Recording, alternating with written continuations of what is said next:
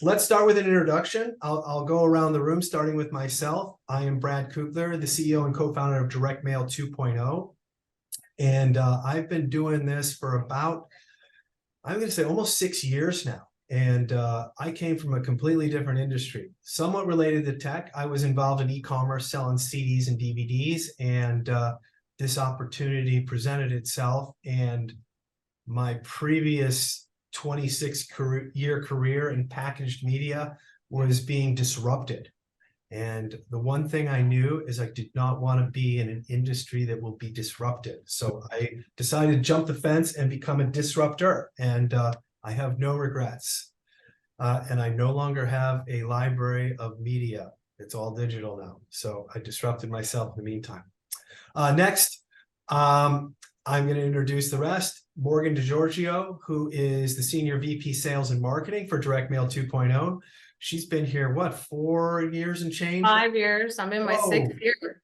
I've been here for a long time, Brad. Yeah, God, how time flies. Well, thank you, Morgan.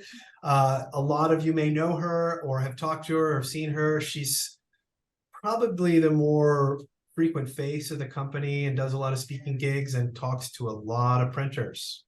Next, we have Tyler Dornenburg. Hopefully I didn't butcher the last name. And Tyler, tell me again your title there. I'm sorry, these weren't on the thing. No, that's fine. Actually, recently promoted to our VP of Strategic Sales position as of last week. So, yeah, been with the company for about. Thank you so much, guys. Been with the company for about 5 years. Worn a lot of different hats, from fulfillment to product operations to partnerships. But now working inside of our go-to-market team and managing our strategic accounts, strategic book of business. Good. In case anybody doesn't know what lob.com is, it's probably take you 2 seconds to type it into your browser and you'll find out. But I don't even want to, Tyler, why don't you tell them in a sentence or two? Broad strokes, direct mail automation platform, focusing specifically on building APIs to help Fortune 500 send direct mail at scale. Thank you. Thank you. All right, yeah. Chris Foster of Modern Postcard. Funny story is, in my previous career of selling CDs and DVDs, I was a customer of theirs in the 90s, and they did a lot of postcards for us. And I think it was even before Chris was there. I don't think you've been there 30 years or 25 years, have you? No? Been there two stints, so I've been there a long time. Okay, all right. They were our primary vendor, and I know them as a company that definitely embraces technology with direct mail. So Chris, tell us what your position is and your primary responsibilities there. I'm the VP of New Business Development, and in broad strokes, to use Tyler's term, I seek out new life forms and new opportunities and boldly go and push the business forward. So embracing and finding new technology partners, pulling that into our core offerings, getting our sales and corporate sales teams up and ready so that they can help our customers use these services to get more customers themselves. Thank you, Chris. It's been a pleasure working and learning about your company over the years. Almost 30 years, to be honest. Likewise. I know you though. All right, Corey. Corey, I met recently from Flowcodes. I'm sure we've all seen or used QR codes. Thanks to the pandemic in recent years, something which has been around for 20 some years is now mainstream because of that. And obviously, Corey's business has benefited from that, and I think a lot of people are understanding the use of Flowcodes in print and advertising. So Corey, tell us about your position in Flowcodes. Yeah, appreciate it. I am head of business development and have had, a lot of different roles at the startup. Been here for about 5 years. Started in more of a product role, but now in, more of a API business development partnerships role. And again, I'll use the broad strokes terminology of what Flowcode is trying to achieve. We're not specifically in the print or direct mail world. We're very fortunate that QR code technology has become ubiquitous, as Brad mentioned.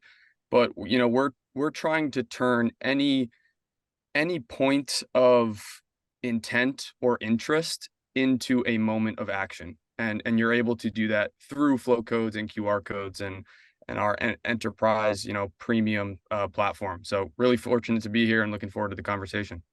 Thank you very much, Corey. And last but not least, Ray from the United States Post Office, who I must credit as being one of the most technology forward guys that I've met at the US Post Office, and really is taking probably one of the longest standing, oldest government institutions and really helping to forge it into the 21st century. And he's taken the lead in the last couple of months to sort of help us put together a group of enablers of direct mail using the latest technology. So Ray, why don't you give us a little background on what you do and what your title is? Yeah, so I lead marketing strategy at the Postal Service, and I've actually been here like 18 or more years now. It's getting a little insane. And, so what I'm trying to do is to really help all of us become more effective marketers. Today, there's a lot of digital technology out there, and there's a lot of direct mail, and we've all learned that omni-channel is better than each individually. This is truly a case of 1 + 1 = 3. And everybody else who you're seeing pictures of, the better looking people here, all are driving the technology on the direct mail side. And what I'm trying to do is to figure out how we connect all of that with the 10,000 apps doing technology on the digital side, so we can all send omni-channel campaigns easily and measure them all effectively. And thank you, Ray. Your efforts are definitely appreciated. And I really do appreciate the USPS sort of being and taking on this role to help push the integration of digital technology into ink on paper industry, which has been that way for 200+ years. So this is an industry for disruption. And now as we get into the kind of the point of the webinar, it's stated as the state of the industry. Well, the state of the industry is always in flux. That's nothing really new, but you have the kind of, I don't want to say the critical mass, but the convergence of several things, which I've noticed in the last few years. You are at the crux of what I believe is a major disruption in direct mail processing, delivery, targeting, whatever you want to call it. That the group has built a better mousetrap, and I want to make sure that despite what might be happening socially, politically, economically in the country, we don't get the idea that the industry or worse, the entire economy is headed for a crash. Because I know there's been a lot of talk in media that there's a slowdown or a soft landing or a hard landing. And I think that there's been some trepidation amongst industry professionals and owners and C-suite members about that. So one of the things that we like to do at DM2O is we like to understand our customers. We like to understand where's the headspace and where people are at. So what I want to do is I want to share a little survey or research that we did to kind of help understand the mindset of the industry at this point. I'm assuming, and please confirm this, that you can see a little survey that we did. And the first thing we're going to do is we're going to go over this survey and just kind of share this information because, I think it's helpful to know attitudes, because one of the biggest barriers to moving a business or selling a product or changing an industry is understanding what's holding it back. So if we understand what people are thinking out there in this industry, then we can find solutions that hopefully remove those blocks or those barriers. So we surveyed 52 people in print companies across the United States over the last couple of weeks. And we basically asked them, have you noticed a slowing in the economy in the last 60 days? All right. A pretty big portion, 65%, said they felt they noticed this, a tightening of money. Now, a lot of this could be due to rising interest rates. When that happens, the money supply dries up. So just like economics 101, there's less money in the system because it's being sucked out of the system in terms of interest rates. You have a holding or a tightening of the money supply. Now, obviously, there's people that aren't affected by this. No matter how bad the economy gets, there's always people that do well, and congratulations to them. More power to you, I next asked, what have you found most troubling? Okay. And they were allowed to pick as many answers as they want. When I said, and this was in reference to building a business, growing the business, sales, moving forward. The biggest one was new customer acquisition. I'm a part of another group of technology group who also noticed a lengthening of the sales cycle, where it used to be maybe 30 to 60 days is now 90 to 120 days. People are taking longer to make decisions. The next biggest one was because of inflation that we've heard about the last year or two, business and overhead costs are increasing much faster than revenue. So again, these are the things that are on people's mind to a greater or lesser degree. Another one, which I wanted to bring up, and it's something that we can actually have an effect on, the issue being lead gen and marketing efforts not as effective. I've run into this over my 20 or 30 years in business, something called marketing fatigue. Maybe just because you've done a marketing action that's worked 2, 3, 4, 5, 6 times, that doesn't mean it's going to work forever. You get to a point where you've hit that customer base so many times, or they're so saturated that the results from that campaign, where they've been miraculous before, fall off a cliff. All right. So what do you do then? Do you keep beating your head against the same wall, or do you find something new, whether it's a new campaign, a new creative? Is it a new prospect list, better targeting? Something has to be done. So when I see lead gen not as effective anymore, I think of marketing fatigue, which is something all of us can offer a solution for. Next question. There's only 6 questions, so this won't go very far. What actions, if any, have you taken as a result of the above? Number 1 answer is, I sound like Family Feud, staying the course. Most people are holding firm. They're not ready to change course, do anything drastic, which is probably a smart move. The first sign of trouble, you jump ship. That's probably not the greatest thing. The next 2 biggest answers were paying down debt, using cash reserves to hunker down so they're not spending as much, which may be affecting some of us on this panel and some of those listening. And the other one, they're increasing marketing or hire plans. So this is these are people that are going right into the face of it, which I can tell you from my interaction is when people find a slowing of the economy, one of the first places they cut is marketing. And it's probably one of the last places someone should cut. We've heard this story many times that most opportunities are found in a downturn. There's less competition for the same prospects. People are not spending as much money. So the people that increase the marketing efforts or do not decrease them may end up with more market share once the economy recovers and the money supply loosens. So it's a great argument to have when you're talking to customers. How long do you expect the slowdown to last? I mean, that's a good one. We had some interesting responses here. Number 1 was through the election of 2024. So that is about 50 weeks from now. And depending on what happens in the election, assuming there's no funny business or civil unrest, that's a long time to wait for something to happen. I mean, I don't know about you, but I can't put my business on ice for 50 weeks waiting for something to happen. The next biggest response was, there is no slowdown. Good for you. Again, the 20 or 30% that have the touch of gold, more power to you. Maybe they should do a webinar and tell us how they're doing, And this was kind of an odd one I put in there because I'm curious as to how much of external influences are affecting people. From 1 to 10, how affected are you and your business by planetary issues and current events, specifically Ukraine, US politics, Middle East, social issues, etc.? The biggest response was a 3 out of 10. All right, wait, number 3.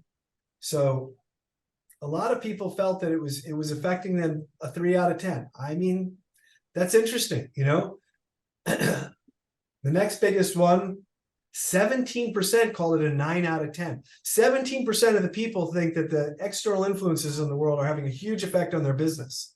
All right. Well, short of aliens landing and people thinking they don't have to pay their mortgage because of something like that, I'm not sure that that's a great responsible thing to do. But it's interesting to know that there are a lot of people affected by things going on that they watch on the news.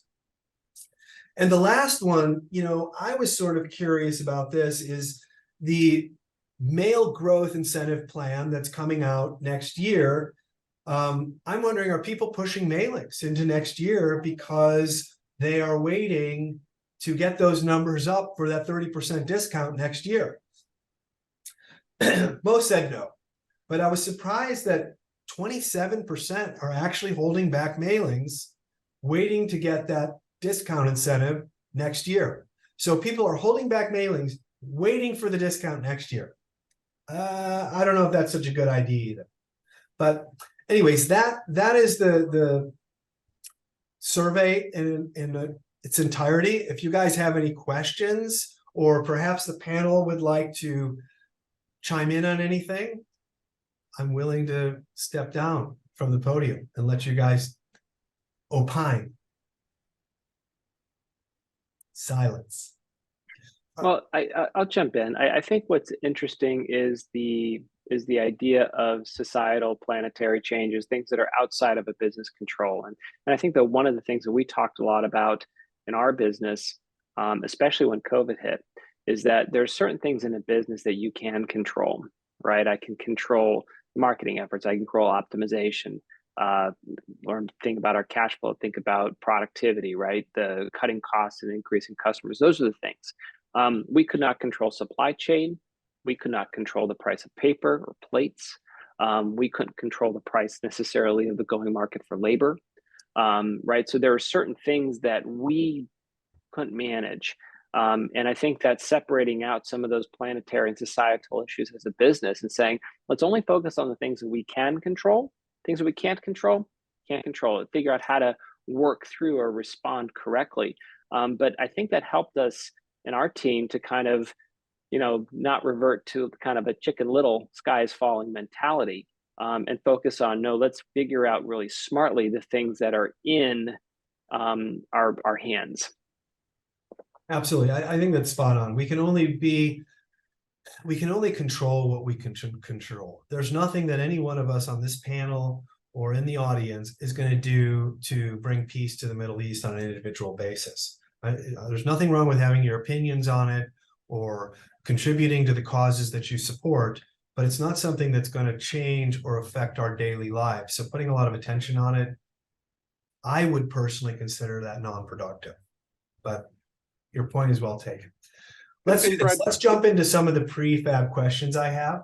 I'm going to start with the first one to my compatriot here, Morgan. Morgan, are you ready? I think so, yeah. Has integration of digital and direct mail been proven beyond the shadow of a doubt? And if so, tell me why and how. What have you seen from your 5, almost 6 years experience now? Sure. Yeah. I mean, I would say that beyond a shadow of a doubt is a pretty strong statement to make.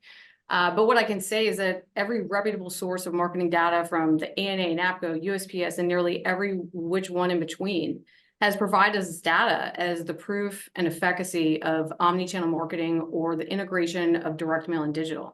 Now, when you just think about it, the integration of direct mail and digital harnesses the power of the most highly regarded marketing tactics, one being repetition, okay? But it's the utilization of these channels in a strategic way that can truly maximize the impact driven when combining offline and online. For example, when you take the powerful impact driven by mail, its tangibility, the high brand recall, its ability to ignite an emotional response and activate centers in the brain of long-term memory, and follow that up with repeating that seared impression through digital channels, you have a high-powered conversion-driven marketing strategy in your hands. And then flip the coin. Say you're utilizing digital, right? The initial response is going to a website. About 96% of those people are leaving without converting. And then you use technology, you identify those people, you re-engage them with mail, and you can thrust those prospects into conversion rates seen as high as 25%. And the truth of the matter is that, in my opinion, you should not be doing one without the other. And the research and data is showing also that customers are looking for campaigns like this. Small mailers are looking to their marketing providers to provide them access to these resources. And large mailers, they're seeking to unsilo their internal marketing departments and deploy powerful omni-channel campaigns. Even Google injects mail into their marketing campaigns. And here at Direct Mail 2.0, I mean, we've built an entire business around these marketing tactics. And when we first started, Brad, we were ahead of the curve, right? But now years later, we've executed tens of thousands of these campaigns, and we're showing an average of around a 23 to 46% response rate over a standalone mail campaign, and historically driven 9 to 18% conversion rates when mail follows digital. So, I mean, we have internally proven that this works, and marketers are experiencing the same types of results. And I think that, you know, as there's been more and more awareness for this and the effectiveness of omnichannel over the years, that you're just seeing more and more marketing data out there that is showing and proving the efficacy of the integration of digital into mail. Absolutely. Couldn't agree more. Let's carry on with the next question so we can move through these. And I want to give this one to Ray, just so that he can chime in here. Is there anything new USPS is planning or working on to increase the profile and the use of mail in the next coming months or in 2024? Yeah, thanks for asking the question, Brad. And just to make sure, one of your survey questions was asking about the coming growth discount, and I wanted to make sure that everybody knew what you were talking about there. Sure, please. As you know, we have a regulator, and we have been given permission to have a discount for growth, which we're incredibly excited about. And so, if you are a mailer which is sending more than 1 million pieces, any piece you send above this year's baseline, we're giving you a 30% discount credit for future mailings. And we're doing that both on the first class mail side and on the marketing mail side. So, hopefully all the people in this team are looking and saying, okay, how can we grow that? And how can we add more people? Because, you were saying that there's certain things we can't do to change the world. Incentives are one of the things that the Postal Service is trying to do to help influence folks. So that's a really big thing.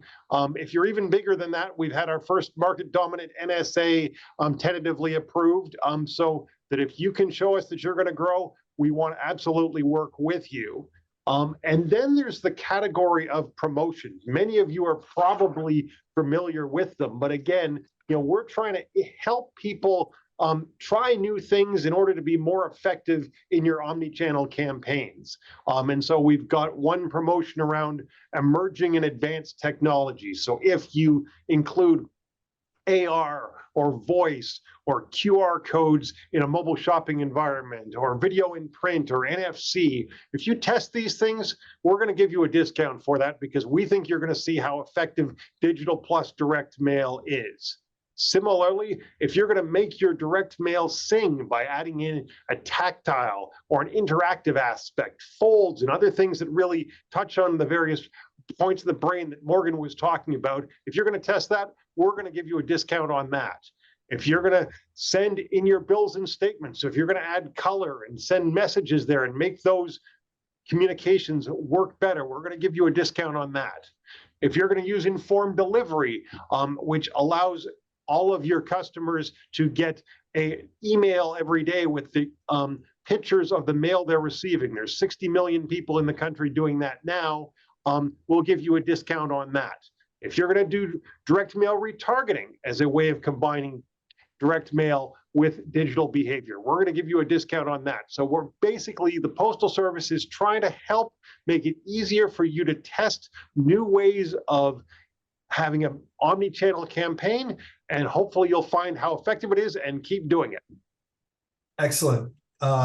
Listen, that 30% discount is definitely one of the head turners. I mean, normally the discounts are what, 5% at most for some very niche area of the industry.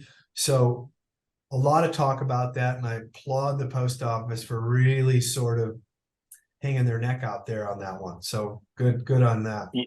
You know what I think is interesting is if you look back at the survey that you were referencing in the beginning, there's such a large percentage of individuals who, like, their biggest concern going into next year is new customer acquisition. That's all they're thinking about. They go to bed thinking about it. They wake up in the morning thinking about it.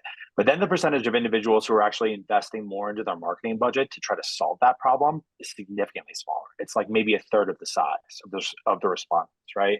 And there's this idea like, and I don't know if you guys have ever read the book Take the Stairs by a guy called Rory Baden, and it's basically like about doing the hard things first, right? And he talks about this like metaphor in it where there's cows and there's buffaloes, and the way that they react to a storm is cows run away from it, and if the storm is chasing them, they're in the storm for longer, whereas buffaloes charge into the storm, and so they're through the storm faster, right? And so charging the storm is this kind of idea of like, do the hard things first, lean into the difficult things, and come out the other side of them faster. And I think that like USPS is really giving people like an opportunity to do that right now. They're not just saying like, hey, send more mail because it's your highest converting channel, or it's a part of like any like well-formulated omni-channel orchestration. Like they're saying, lean into direct mail right now because like we want to get through this tough economic time with you. We want to give you the tools to get there, and we want to give you ways to like innovate and engage people with these discounts. It's not just a discount for the sake of a discount. It's a discount to say, press something new, connect with your end recipient in new ways, right? So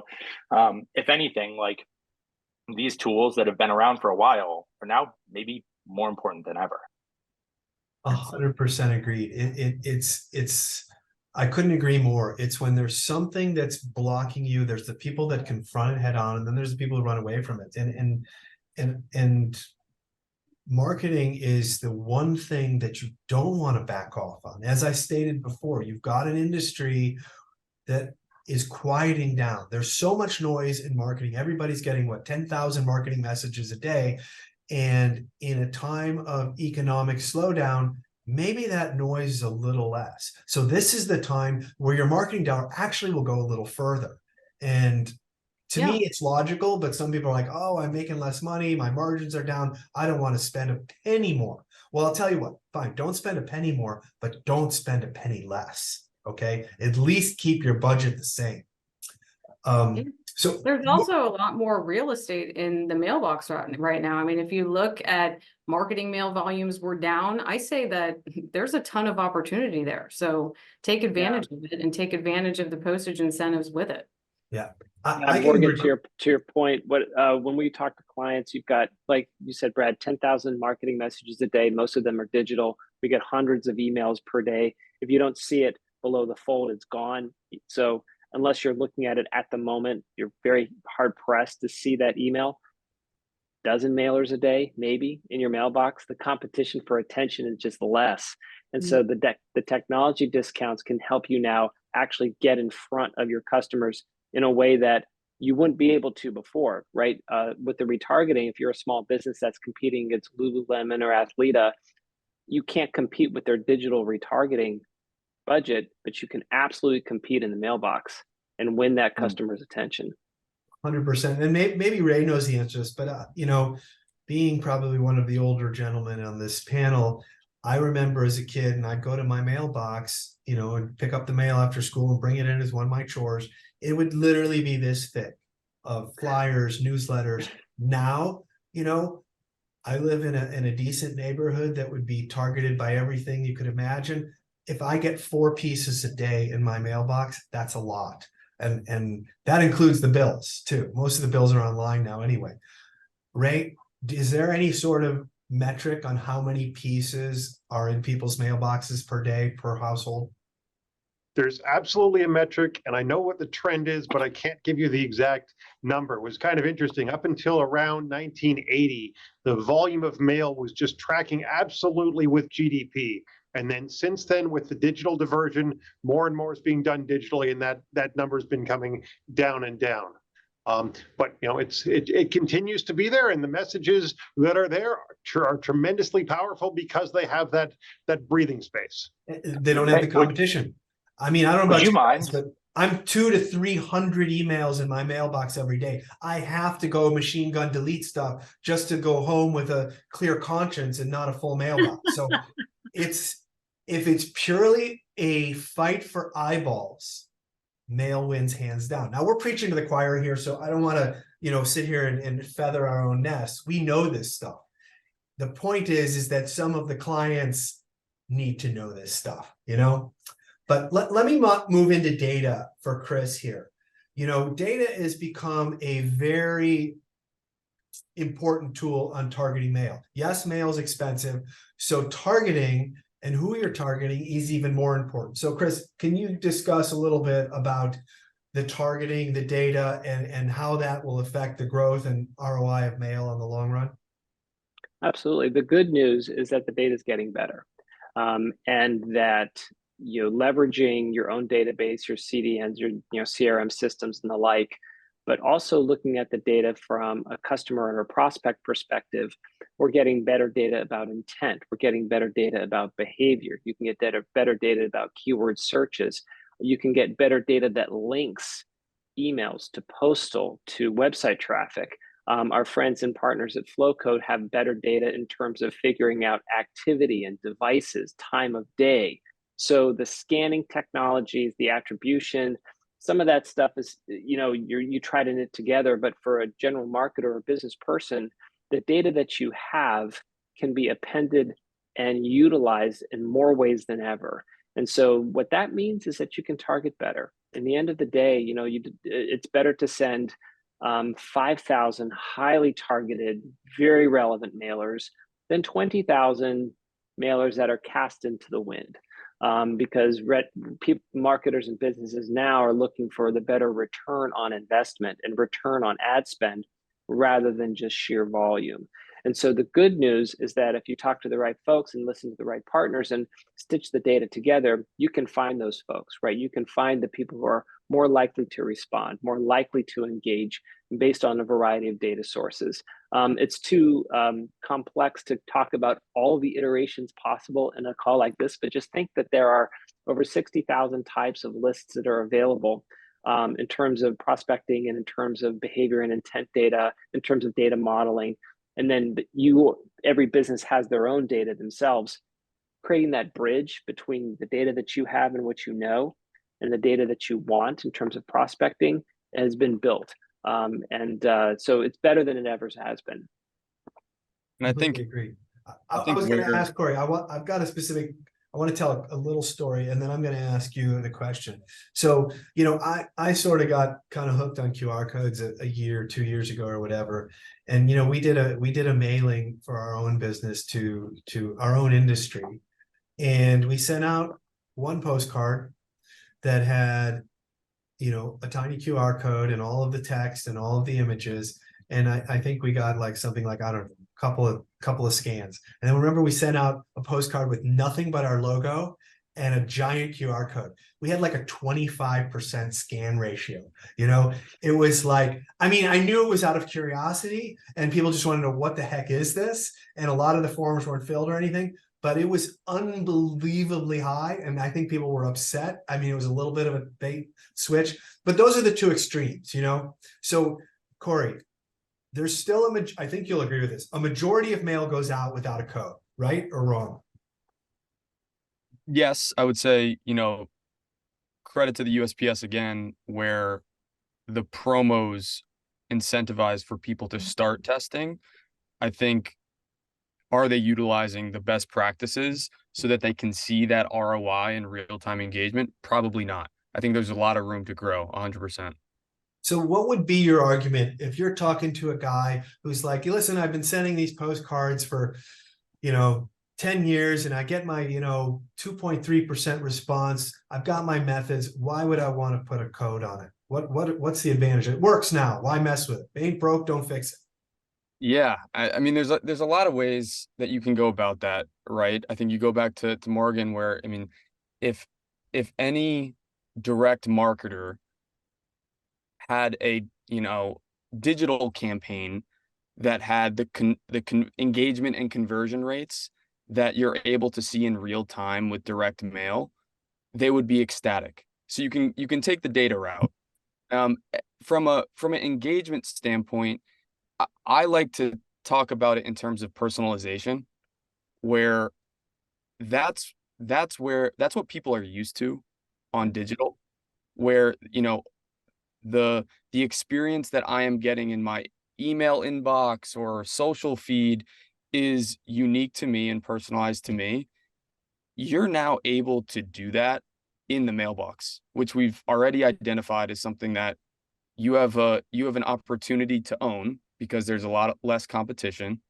But now you can actually turn a static piece of paper with brands already taking advantage of variable data and on the actual piece to extending the personalization to the experience, right? Again, we're turning any point of interest into a point of action. And when that point of action has personalized data feeding onto my mobile screen, the increase in conversion is incredible. And so that's really where I would push the audience on this call, brands, printers, to really try to adopt a little bit more. I agree 100%. I mean, I almost think if you're not putting a code on a piece of print, you're losing engagement that could be picked up. And even if you're not getting certain engagement, the information on what people are responding to is reduced significantly. You know, the real time.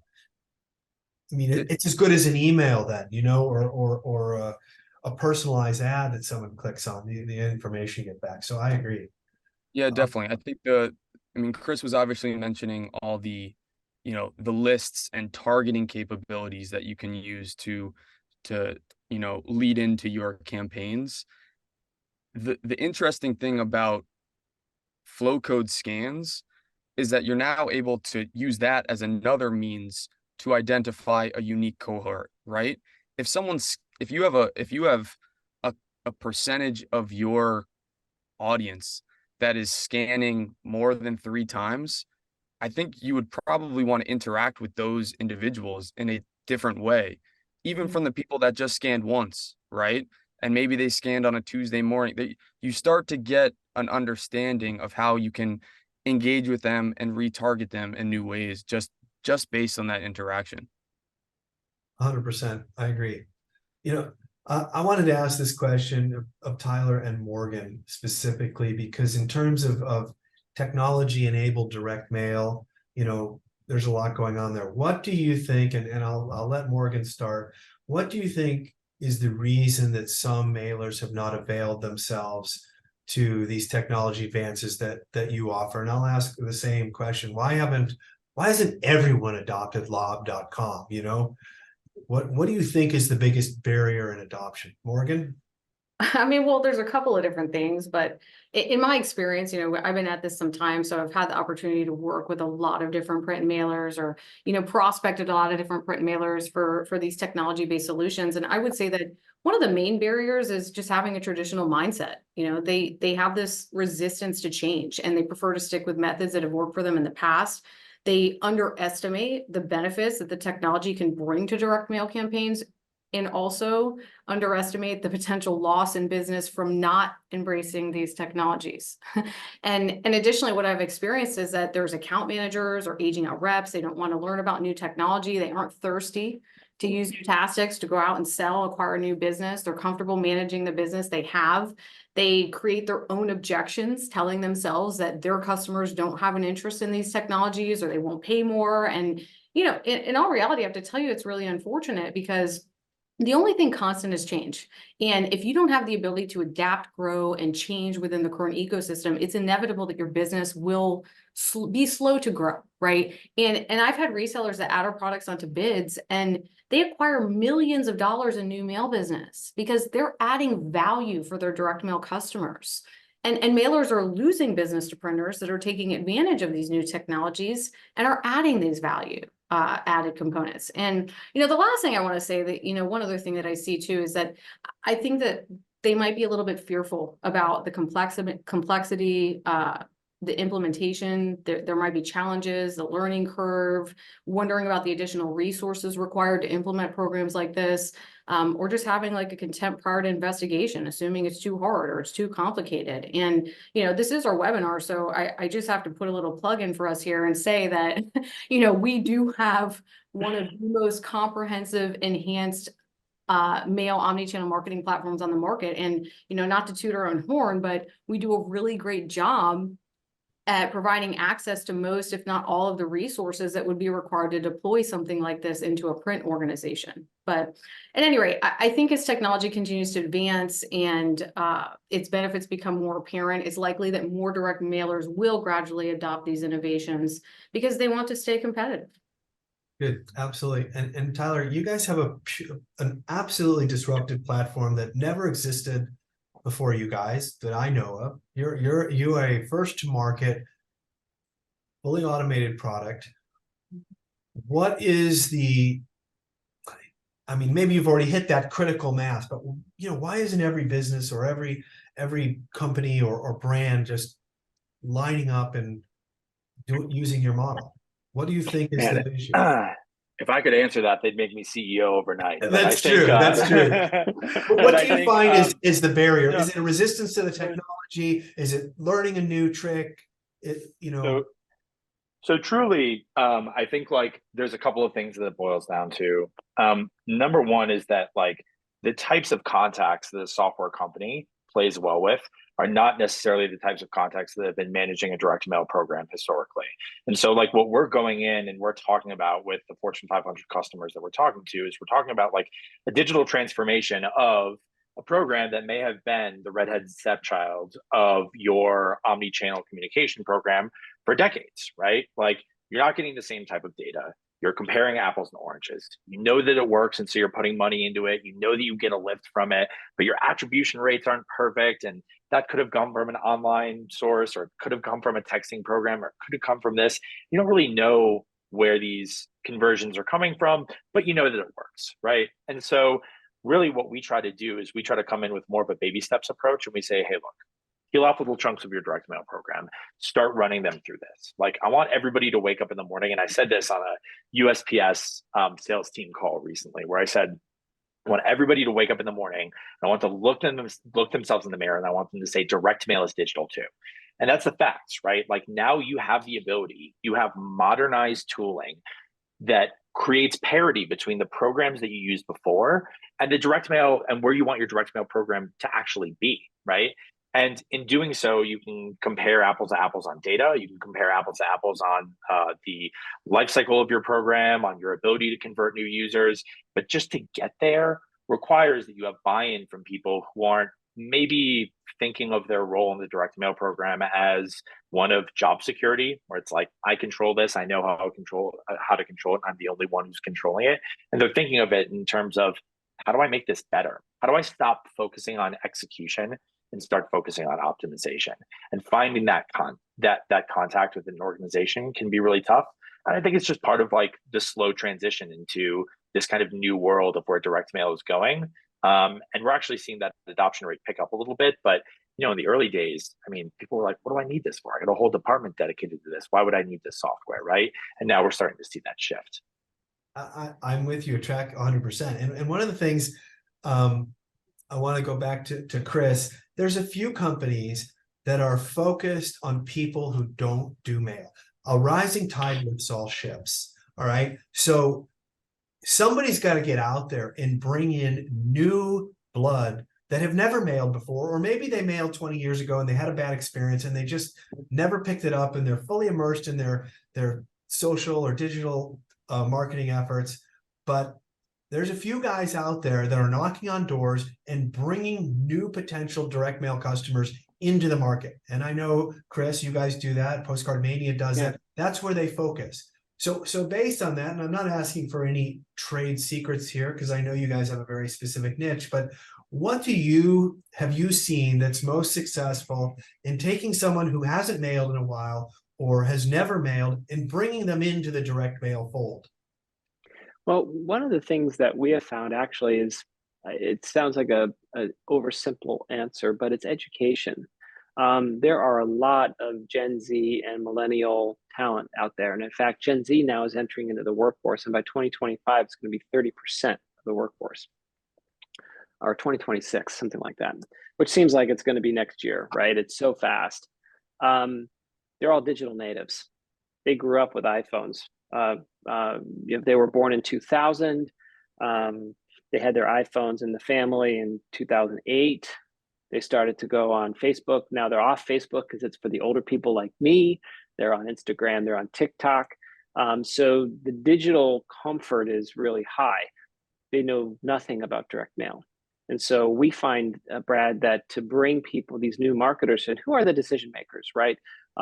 They're going to try to create new customers. And Tyler had emphasized and you shown in the survey that new customer acquisition is a challenge. I wouldn't be surprised if in every single survey, every business from now until the dawn of time says acquisition is really a challenge. Of course it is. It's a challenge for everyone. What you're finding with the digital only channels is that it gets harder even in those channels for customer acquisition because of the saturation that we've mentioned, and also because this next generation of buyers and Gen Z are the most savvy consumers in the history of planet Earth. They know when they're being marketed to. They don't mind being marketed to, but they need to be marketed to in a relevant way that speaks to them.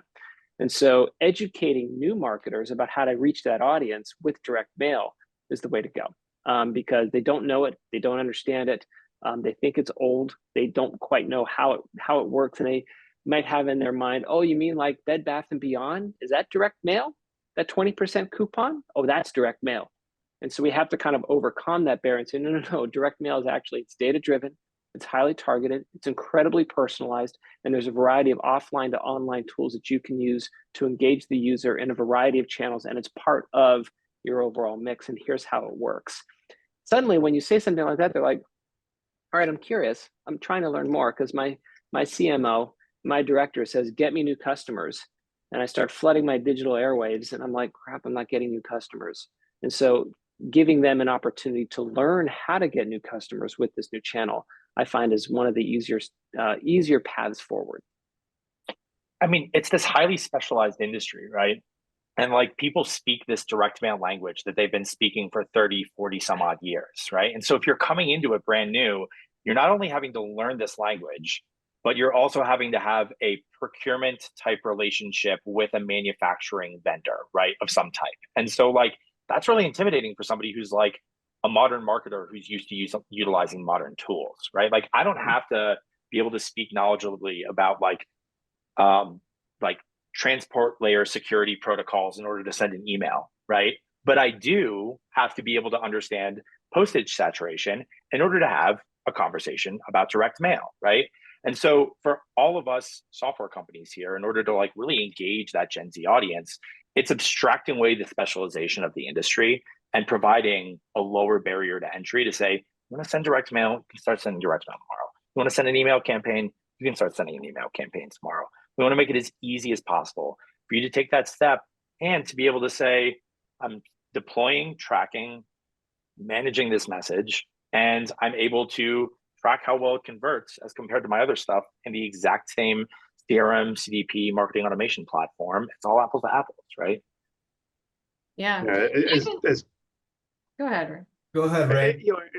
As Tyler was saying, we've been having the last bit of the conversation, but how do you add digital to direct mail? And I think where Tyler's going is, I think perhaps even more interesting is there's a number of people who are, the Gen Zs, who may have never used direct mail, and they may be working in an organization where the CMO has never used direct mail. So they don't know how to do that. They do, however, have all these digital platforms, and they've got a CRM or they've got a CDP where they've got customer information, and being able to talk to them about the fact that, right now you're getting 0.1% response rate on your best decile. And, that means that 999 out of 1,000 opportunities are just going away because they're not responding. And being able to talk to them and say, you could get 5%, 10% of that and significantly increase their new sales by adding in direct mail to that, and then using tools such as Lob or such as other ones that are out there in order to make it absolutely easy so you can hit that button, take the creative you've already got for your social media, turn that into a postcard, add a QR code, better yet, a circular QR code so that it has a high response rate, and be able to measure the effectiveness. And then all of a sudden you're measuring on a cost per acquisition basis, and you can really see how that all works together. And so the technology is enabling the digital natives to add direct mail, and we just need to get that word out. So Absolutely. something that not print focused, and I gave that caveat in the beginning of the call, but something that analogous example to where Flowcode sees direct mail going, we actually kind of already have seen it in the TV world and video, right? 3-4 years ago, we were beating on doors saying, you have no idea you don't have any direct connection. You don't have data. Let us test with you. Let's figure this out together. Fast forward, I don't know if anybody was watching the Black Friday Amazon Prime game, but it was You bothering guys me. are all over the place. Yeah, Oh my there's God. a lot of direct connections with QR happening and Flowcode, and that's 3 short years of people kind of having that aha moment. So I think that we're a little bit on that journey already, but the look yourself in the mirror and say, direct mail is digital. It's already starting to happen. But if it can happen with 80% of the local TV stations across the country, it can happen with direct mail. And that's kind of how we're looking at it. And with TV, there isn't really the ability to personalize, right? It's a singular unit. And now with direct mail, you're actually holding something. It can be personal to you. You're taking it a step further. So just wanted to share that example, but pretty interesting. Great example. Agreed.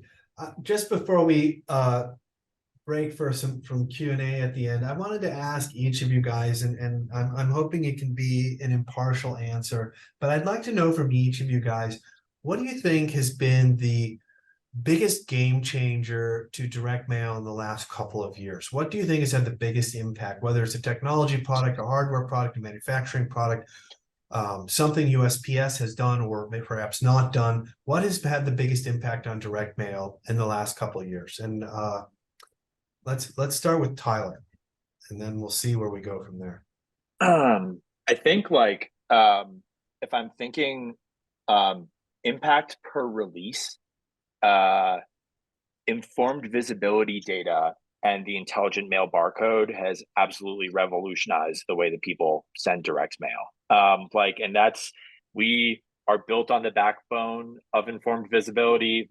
I like to say all the time, look, and I said this in the Q&A section, it's USPS's job to create infrastructure, right? And it's our job as software companies to turn that into something that's beautiful and adoptable and something that people really want to engage with and build their programs around. And I think form visibility is a really great example of that. It's not perfect. We don't get all of the data that we want out of it, but as it's grown over the years, we've gotten to the point now where USPS has geofenced every single mailbox in the country, and we have GPS data from every single truck when they drop a mail piece into that mailbox. It's incredible. That's something that if you look at Royal Mail or Deutsche Post or La Poste or Australia Post or any of these huge mail carriers around the world, they're not even coming close to it. Canada Post is a decade away from the type of innovation that USPS has created for us. And so just bang for your buck innovation, the ability to track the life cycle of a mail piece end to end and to trigger through a webhook or an API endpoint. This is out for delivery. I'm going to hit this person with a text. You can't do that anywhere but the US, right? And so I think that's a pretty incredible innovation. Fantastic. Corey, you got something to chime in here on? Oh, I was interested to see if Ray agrees. No, I'm joking. No, I look, the informed delivery is huge, right? That tells you from the entire, logistics process to delivery. Obviously, where I sit is the next piece, right? Where it's in your household, are they engaging with it? And so maybe less of a technology because QR has existed, but more so of a mindset shift is that, QR is ubiquitous. People know how to engage with it. Their mobile phones now have a better experience post scan because everyone has a newer version of a Android or iPhone where the mobile web browsing is 10 times better than when 10 years ago when everyone was in the print world was testing QR.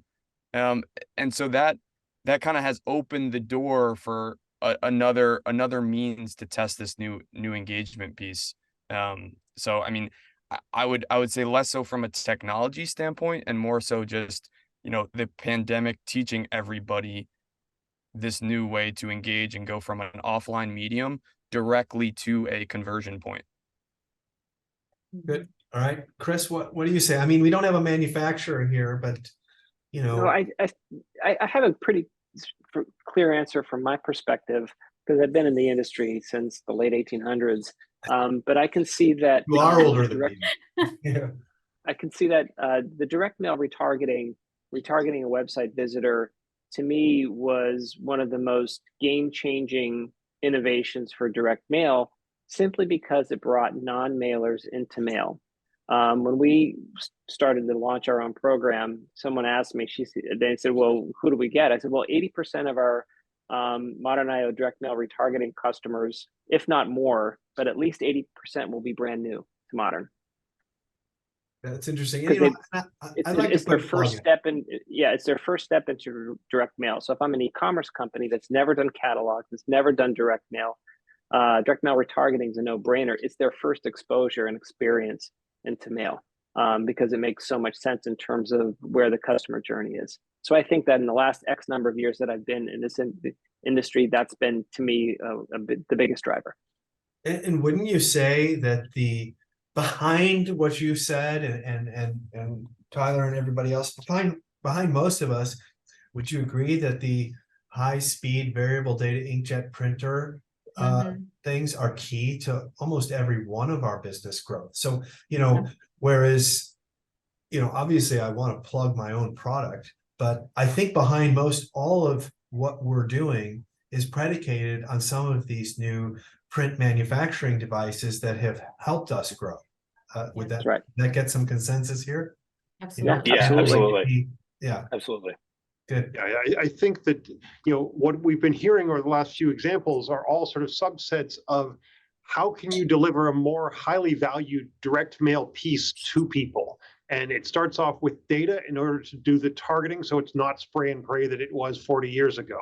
And then it gets into that personalized message where using the data in order to figure that out, use a digital printer in order to give that personalized message with a personalized QR code, so that when you scan it, you know who the person had when the person arrives at that website, that they can have a personalized experience. That's all things that people are used to on the digital side, and now we're able to deliver that in a mechanism that is so much more effective than a digital screen. And I think that, to me, that's where it's all come from. Agree 100%. Morgan, I didn't let you pipe in on this one. Did you have something you wanted to add? I mean, all good points. I think that the utilization of technology to show attribution to an offline channel has been just so remarkable, because just to further expound, when Ray was talking about the spray and pray method, I think that historically mail was very challenging to track. And unfortunately, marketers that were using mail as a channel really didn't have the tools to really show what they were getting out of their direct mail campaign. So I think that tracking and attribution has just been a total game changer. And then, you know, Brad, you talking about, you know, machinery and equipment. I mean, how about the ability to add texture and scent and, you know, all of these other different features to mail that even further improve the response above and beyond what we were talking about today with multi-channel and omni-channel. Exactly. And just to wrap up, I think we've only sort of reached the tip of the iceberg of what's to come in the next 5 years. I mean, with the widespread use and availability of AI to help targeting and help creative and help modeling of targeting issues, I think that's going to become a big game changer. I think as we all become more integrated with each other and simplifying the process, there's a barrier to entry with a lot of this technology. Is, you know, you got to go to Tyler for one thing and Corey to another thing, and, you know, your local printer for another thing. And, you know, there's a lot of segmentation or diversification in this industry. And I think the more that we can work together to integrate our products to make it as seamless as possible for the user, whether it's a commercial printer or a brand, I think is where we're really going to see the biggest benefit. And I'm completely bullish on the future of direct mail. I think that in terms of something that we know already has the highest ROI or engagement rate over ads or email is only going to get better with some of the tools and as we improve our integrations with other types of technology. So this is all good. And this industry ain't going anywhere. It's only getting bigger. So I know time is up. I'm monitoring the chat and the questions. Most of them are comments, very positive comments that we'll share. I'm not having any direct questions other than that. Will there be a recording of this webinar? There will be. Well, there was one question here that Jamie was asking. He was saying that he uses commingling and hasn't had an opportunity to take advantage of some of the discounts. So, I mean, for us, we have resellers that commingle their mail, and they do have the ability to take advantage of the informed delivery discount. They just have to make sure that the serial numbers are sequential, or that their commingler is aware that that they're using the promo. I mean, so I think that there are ways that you can take advantage of those discounts, even if you're commingling, for sure. And if you have any questions on how, please reach out to your salesperson or to the Postal Service. You know, we've got a group that works with everybody doing their promotions. So if you're having technical challenges, let us know. Some of them, you know, the first year of the growth incentive, we were limiting it to people where the incentive goes to the actual brand person paying for it. But that's first year. For future years, we hopefully will be able to expand that more. Thank you, Ray. And I want to wrap up and thank the entire panel and everybody that showed up. Great conversation in the chat and a lot of participation. And yes, a recording will be made, and I'm sure it'll be up on social media and emailed to attendees or registrants within the next 48 to 72 hours. So guys, have a great week. Thank you again. And let's keep the ball moving forward and making things happen.